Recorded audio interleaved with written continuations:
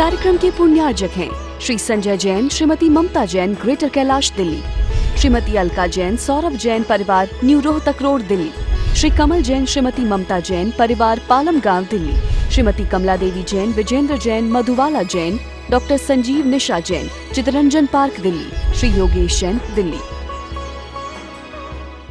बंधुओं, आप सभी गुरुदेव आचार्य सिद्धांत सागर जी महाराज के मंगलमयी कल्याणकारी प्रवचनों को सुन रहे हैं। गुरुदेव आचार्य सिद्धांत सागर जी महाराज का जन्म 1 अप्रैल 1967 को पटेरा मध्य प्रदेश में हुआ। 24 अक्टूबर 1987 उदयपुर राजस्थान में आचार्य श्री श्रीमती सागर जी महाराज तपस्वी सम्राट के नाम से जो विख्यात थे, उनसे मुनीक्षा धारण करी। रक्षाबंधन 1993 में ब्यावर राजस्थान में आपको आचार्य पद पर आसीन किया गया और अभी तक आपके द्वारा लगभग 120 दीक्षाएं प्रदान की जा चुकी हैं और जो साधु लगातार धर्म आचरण कर रहे हैं और मोक्ष का मार्ग जन जन का प्रशस्त कर रहे हैं। तो आप सभी अपने जीवन का सौभाग्य बढ़ाएं और गुरुदेव के सिद्धांत रूपी वचनों को सुने और जीवन कल्याण करें। यही आप सभी के लिए मेरी मंगल भावना। त्रैलोक्यम सकलम त्रिकाल विषयम सालोकमालोकितम साक्षाध्येन यथा स्वयं करतले रेखात्रयम सांगुली रागद्वेष भयामयंतकजरा लोलत्तलोभादयो नालम यद पदलंघनाय समः देवो मया वंदते, देवो मया वंदते। महानुभावों, गुरु का अर्थ होता है भारी। जो भारी होता है वो गुरु होता है। आपने देखा होगा ह्रस्व और दीर्घ। दीर्घ यानी भारी, बड़ा। तो जो ह्रस्व है वो तो है शिष्य, और जो दीर्घ है वो है गुरु। जो शिष्य है वो तो शिष्ट है, और जो उससे विशिष्ट है उसको गुरु कहते हैं। शिष्ट और विशिष्ट, जो सभ्य है वो तो शिष्य है, लेकिन सभ्यता जिससे के माध्यम से प्राप्त होती है वे गुरु कहलाते हैं। क्योंकि आपने सुना होगा, पढ़ा होगा कि गुरु वे कहलाते हैं जो अज्ञान तिमिरान ध्यान ज्ञानंजन शलाकया चक्षुरुन्मीलितम एने तस्मै श्री गुरुवे नमः। जो अज्ञान रूपी अंधकार से अंधे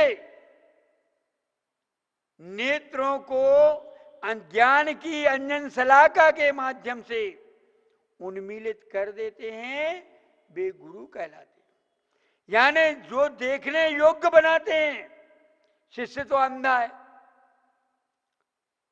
उसको ज्ञान नहीं है, बोध नहीं है, लेकिन जो ज्ञान देते हैं, बोध देते हैं, वे गुरु कहलाते हैं। गुरु हमेशा देते हैं। क्या करते हैं? देने का कार्य करते हैं। वे गुरु है। बड़ा तो देगा ही देगा, और शिष्य छोटा है तो वो लेगा लेगा। जब तक वह लेने का कार्य करता है तब तक शिष्य रहता है, और जब तक देने का काम किया जाता है तब तक गुरु। मान लीजिए आप हो, आप किसी को कुछ देने लग जाओ, शिक्षा देने लग जाओ, बुद्धि देने लग जाओ, उसके लिए कला सिखाने लग जाओ, तो तुम भी गुरु। जो सीखता है वो शिष्य, और जो सिखाता है वो गुरु। गुरु और शिष्य में कोई भारी अंतर नहीं है। एक है पात्र और एक है दाता। गुरु समान दाता नहीं, गुरु के समान दाता नहीं है, और याचक शिष्य समान। लेने वाला शिष्य के समान कोई नहीं है। गुरु समान दाता नहीं, याचक शिष्य समान। यानी जो पाने वाला है याचक पात्र है, क्योंकि किसको दिया जाएगा? याचक को ही तो दिया जाएगा, पात्र में ही तो वस्तु रखी जाएगी। तो शिष्य पात्र है, वो गुरु के द्वारा जो प्राप्त होता है उसको आत्मसात करता है। जो गुरु के द्वारा प्राप्त विद्या को, बुद्धि को, कला को, ज्ञान को, बोध को, अध्यात्म को स्वीकार करता है, आत्मसात करता है, वो शिष्य है। जो गुरु की बात को आत्मसात नहीं करता तो वो शिष्य किस बात का है? गुरु ने जो बताया है उसके अनुसार चलना इस शिष्य का काम है। गुरु ने जो दिया है उसको सुरक्षित रखना, उसका नाम है शिष्य। और शीशी होती ना, शीशी, शीशी में क्या करते? शीशी में वस्तु रखते हैं, तेल रख देते हैं, पाउडर रख देते हैं, कुछ भी वस्तु जिसको रखना है तो वो काहे में रखते हैं बताओ? शिष्य में, यानी शीशी में। लेकिन उस शीशी में जब संभावना वो होती है कि ये गिर सकती है, ये लुढ़क जाएगी, पदार्थ खराब हो जाएगा, गंदा हो जाएगा, तो लोग क्या करते? उसमें फिर डांट लगाते हैं, डांट लगाते। ऐसे ही गुरु लोग भी जिस शिष्य के धुड़कने की संभावना होती है उसके लिए दिया ज्ञान, बुद्धि, उसका सही सदुपयोग नहीं करता है, तो शिष्य लोग भी क्या करते हैं? उस पर डांट लगाते हैं, उसको डांट लगाते हैं, ठीक करना। लेकिन डांट का मतलब यहां तो भड़क जाता, यहां तो सोचता मेरे को डांटना, अरे तेरे हित के लिए। गुरु कुम्हार कुम्भ शिष्य है, गड़गड़ काढ़े खोट, अंतर हाथ पसार के बाहर मारे चोट। अरे गुरु लोग जो है कैसे होते? कुम्हार के समान होते। कुम्हार जानते हो? घड़ा बनाने वाला। और शिष्य कुंभ घड़े के समान होता है। मिट्टी का लौंदा होता है और उस मिट्टी के लौंदे को जब घड़ा बनाना पड़ता है तो क्या करते हैं? गुरु लोग उसको थप थप थप थप मिट्टी को कितना मारते कुम्हार, उसको खूब मारते पीटते हैं, लौंदा बनाते हैं और फिर चाक पर चढ़ाते हैं। और चाक पर चढ़ाते तो घुमाते ऐसा तो उसको चक्कर आने लग जाता मिट्टी को। लेकिन उस समय क्या करते हैं? चक्कर आके गिर ना जाए इसलिए मिट्टी को ऐसा हाथ लगा करके उसको आकार देती रहती है, मिट्टी गिर ना जाए। ऐसे ही शिष्य को भी क्या करते हैं? वो समर्पित हो जाता है तो उसको भी चाक पर घुमाते हैं और उसे हाथ का सहारा देते हैं, उसको आकार देते हैं, उसको ज्ञान देते हैं, संस्कार देते हैं, शिक्षा देते हैं, संदेश और उपदेश देते हैं और फिर उसे निकाल के सुखाते हैं। फिर जब उसको उसका विकास करना है, आकार तो बन गया, शिष्य तो बन गया, लेकिन अब क्या करना? उस घड़े को विकास कब मिलेगा? जब वो पटकनी मारेंगे ऊपर से, थप थप थप थप वो करेंगे और अंदर से हाथ पसारे।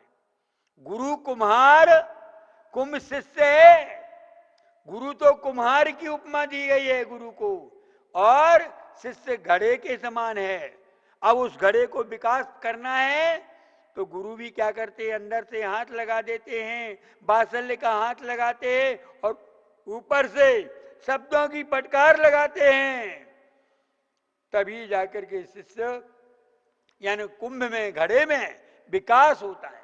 वो धारण योग्य क्रिया का तब आते हैं उसको, तब तो है स्थिर रहता है।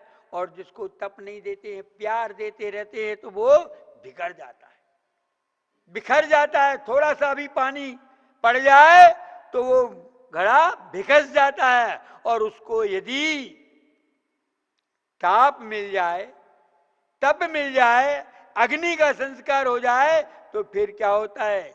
घड़ा कितना भी पानी डाल दो, कहीं भी ले जाओ, वो बिकसता नहीं है। तो ऐसे ही गुरु का हृदय होता है कि शिष्य को संस्कार तो देना है, शिक्षा तो देना है, लेकिन उस शिक्षा को जब ग्रहण नहीं करता है तो डांट भी देना है। वैसे तो एक लोकोक्ति है, या यूं कहना चाहिए आचार्यों ने कहा है, विद्वानों ने कहा है कि लाले तो पंचवर्षाणी, 5 वर्ष तक तो लालन करना चाहिए बच्चे का। जैसे 5 वर्ष का लालन करो 5 वर्ष तक, 10 वर्षाणी ताड़ित, ताड़े तो 10 वर्ष तक, यानी शिष्य को कम से कम गुरु के सानिध्य में 15 वर्ष तक रहना चाहिए। और यह भी कहा जाता है कि 12 वर्ष के बाद जो अयोध्या लौटे, 14 वर्ष के बाद, कहां अयोध्या रामचंद्र जी, ऐसे ही मूलाचार में कहा है कि अपनी जन्मभूमि में कम से कम 12 वर्ष बाद जाना चाहिए, पहले नहीं। क्यों?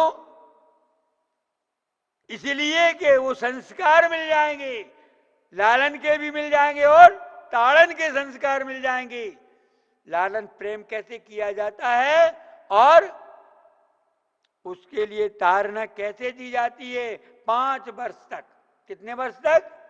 5 वर्ष तक उसके लिए प्रेम से पढ़ाओ। और 5 वर्ष हो जाए और फिर भी वो ना माने, फिर भी वह जो है मानने को तैयार नहीं है, उसके अंदर शिक्षा नहीं, समर्पण नहीं आ पाया, तो फिर 10 वर्षाणी ताड़े, 10 वर्ष तक उसको ताड़ना देना चाहिए। उसके लिए कड़कता से अनुशासन में रख करके उसके लिए जबरदस्ती क्रिया कराना चाहिए, तभी जाकर के शिष्य का सुधार होता है। फिर जाकर के प्राप्त 16 वर्षे, जब 16 वर्ष का हो जाए शिष्य या पुत्र, तो क्या करना चाहिए? मित्रवत समाचरे, उसको शिष्य को मित्र के समान, यानी अपने समान उसको मान लेना चाहिए, क्योंकि इतने वर्ष में उसकी योग्यता विकसित हो जाती है। 3 युग में तो उसकी योग्यता इतनी विकसित हो जाएगी। इसलिए गुरु गूढ़ होते हैं, गुरूर नहीं होता उनके अंदर, लेकिन गूढ़ता होती है, क्योंकि गुरु शब्द में 4 वर्ण हैं। एक है गा, दूसरा है ऊ, तीसरा रा और चौथा ऊ। गा और ऊ मिलकर के गु, रा और ऊ मिलकर के रू, और दोनों को मिला दिया जाए तो गुरु बन जाता। गा का मतलब है गहन। गुरु इतने गहन होते हैं, गहरे होते हैं कि उनकी थाह शिष्य नहीं पा सकता है। और आजकल तो गुरु की समझा करता है, गुरु ऐसा तो वैसे ही मैं करूं, है गुरु यदि ऐसा करे तो मैं भी करूं। अरे आचार्य कहते हैं गुरु जो करे सो नहीं करना, गुरु जो कहे सो करना। गुरु जो है, अगर किसी से बात कर रहे हैं, किसी को समझा रहे हैं, तो तुम नहीं समझाने लग जाना। तुम समझने के लिए आए हो, समझाने के लिए नहीं। तुम्हारे गुरु हैं तो आप उनसे सीखो, सिखाओ मत। अगर सिखाने का भाव आ गया तो गुरु तो तुम बन गए, अब काय को यहां रह रहे हैं? अरे अगर तुम गुरु बन गए, सिखाने का भाव आ जाए तो आप शिष्य नहीं रहे, और सीखने का भाव यदि है तो आप शिष्य हो। क्योंकि समर्पण भाव सीखोगे तो समर्पण भाव पैदा होगा, और सिखाओगे तो गुरूर भाव पैदा हो जाता। सिखाने की भावना आ जाए, सीखने के लिए कोई आया है तो एक दया भाव है, करुणा भाव है, वात्सल्य भाव है, सिखाएंगे। और सिखाने का भाव आ जाए, मैं सिखा सकता हूं, मैं पढ़ा सकता हूं, मैं ऐसा कर सकता हूं, तो क्या होगा? मैं आ गया, वो अहंकार भाव आ गया। जहां अहंकार भाव आता है वहां पर समर्पण भाव नहीं रहता। इसलिए गुरु गहरे होते हैं और उज्जवल ऊंचे होते हैं। उनकी ऊंचाई को हर कोई नहीं पा सकता है। गुरु के अंदर इतने रहस्य होते हैं कि उन रहस्यों का उद्घाटन कोई नहीं कर सकता है। उसे उद्घाटन करने वाले अर्थात गुरु गहरे होते हैं, गहन होते हैं, गंभीर होते हैं और ऊंचे होते हैं, उज्जवल होते हैं, उदार होते हैं और फिर रहस्यवान होते हैं। उनके अंदर जितने राज हैं, रहस्य हैं, तुम नहीं पा सकते।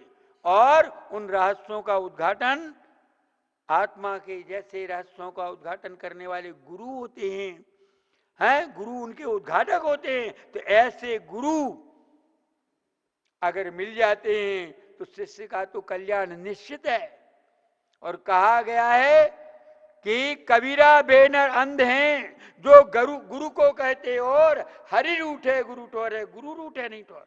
अगर भगवान भी रूठ जाए, ब्रह्मा रूठ गया है, तो चिंता मत करो, गुरु तुम्हें पुनः हरि से मिला देंगे, परमात्मा से मिला देंगे। लेकिन अगर गुरु रूठ गए तो फिर शिष्य का कोई ठौर ठिकाना नहीं होता है। इसलिए कहा जाता है गुरु के चरणों में शीश झुकाओगे तो तुम्हें आशीष मिलेगा। क्या? गुरु चरणों में शीश झुकाओगे तो आशीष मिलेगा और गुरु से पहले ईश मिलेगा। भगवान उसे प्राप्त होगा, कल्याण उसका होगा जो गुरु चरणों में साधना करता है।